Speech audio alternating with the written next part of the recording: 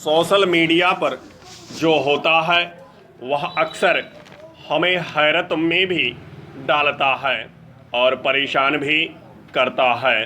साधारण सी बातें हमारे देखते देखते अचानक तू मैं में बदल जाती हैं। यह जारी रहती है तो कई बार बीभत्स भी हो जाती है और नतीजा हर बार कुछ नहीं निकलता सिवाय अनर्गल बतकही के।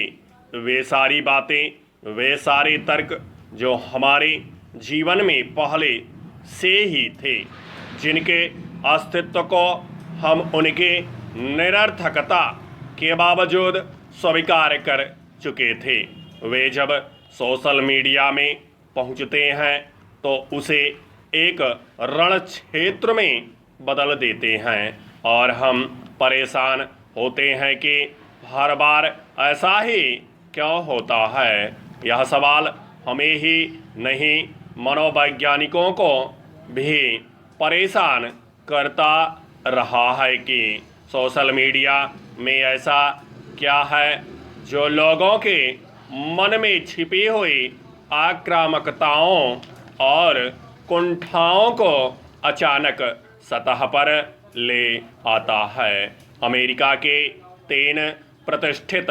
विश्वविद्यालयों के मनोवैज्ञानिकों ने पिछले दिनों इसकी तह तक पहुंचने की कोशिश की। हाल ही में कैलिफोर्निया, बर्कली और शिकागो विश्वविद्यालयों के विशेषज्ञों का यह संयुक्त अध्ययन जर्नल ऑफ साइकोलॉजिकल साइंस में छपा है।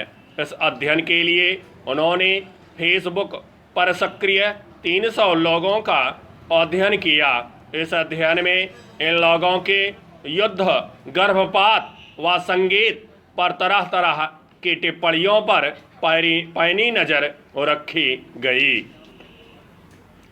मनोवैज्ञानिकों ने पहला नतीजा तो यह निकाला कि बहस यदि राजनीतिक हो तो टिप्पणी करने वाला अपने फेसबुक दोस्तों को संबोधित नहीं कर रहा होता, बल्कि अपने राजनीतिक विरोधी के खिलाफ तर्क दे रहा होता है।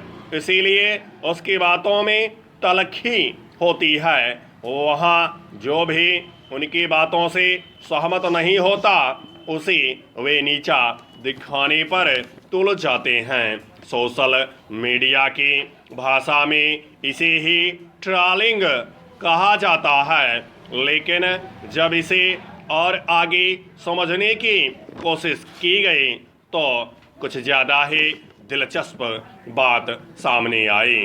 उन्होंने पाया कि जिन तर्कों को पढ़कर लोग फेसबुक पर आक्रामक हो जाते हैं, उसे अगर वे विरोधी के मुंह से सुन लेते हैं तो उनकी प्रतिक्रिया अलग तरह की होती है। ऐसा शायद इसलिए होता है कि लिखे हुए मशीनी वाक्य हम में अलग तरह की प्रतिक्रिया जगाते हैं, जबकि उसी व्यक्ति से सुनी गई उन्हीं बातों पर हमारी प्रतिक्रिया अलग तरह की होती है। शायद इसलिए कि कंप्यूटर या मोबाइल पर पढ़े गए शब्द हमें उतने मानवीय नहीं लगते जितनी कि कानों से सुनी गई बात लगती है।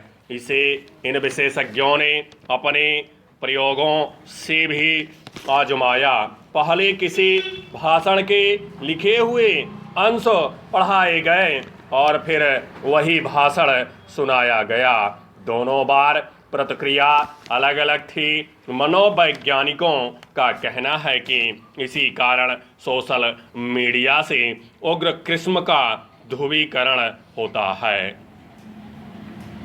इस सब का अर्थ यह भी नहीं है कि सोशल मीडिया को संवाद के मंच के तौर पर पूरी तरह खारिज कर दिया जाए, पर इससे यह तो नतीजा निकलता ही है कि सोशल मीडिया के बावजूद हमें संवाद कि अपने परंपरागत तरीकों को बंद नहीं करना होगा।